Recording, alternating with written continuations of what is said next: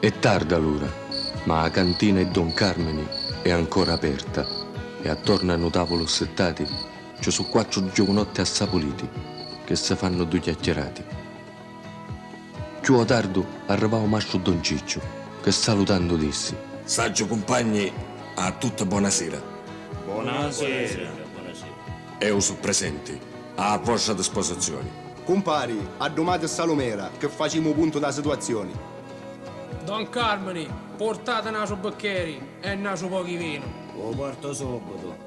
E voi, compare Ciccio, prima imbaviti e poi tutti fatti da contati.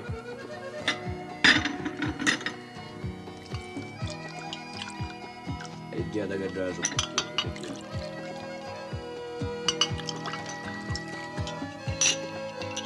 La salute. A salute. A salute, a salute, a salute.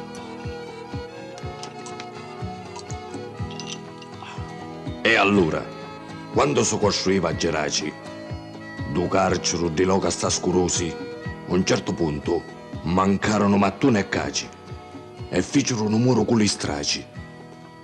Se Peppe si trova in due cameroni che affaccia verso i monti Sederno, allora è possibile l'evasione, perché si può fare un buco che vai verso l'esterno. Sì, Peppe Netto si trova proprio un tasto camerone. Allora la cosa è fattibile. Andiamo a studiare come ci mandiamo sta ambasciata.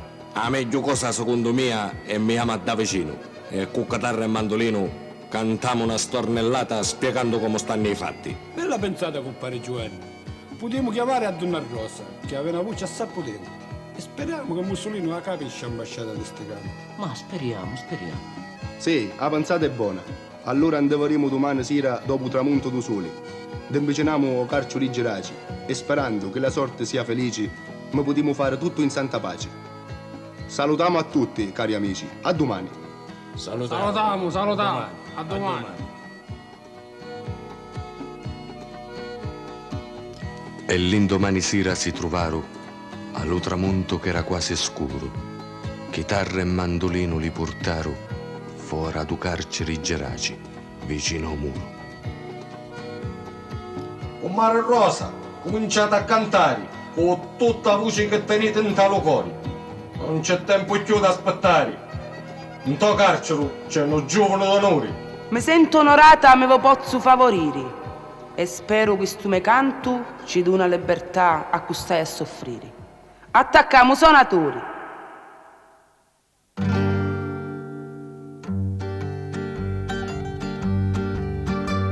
Ti canto sta mozzetta ambasciatura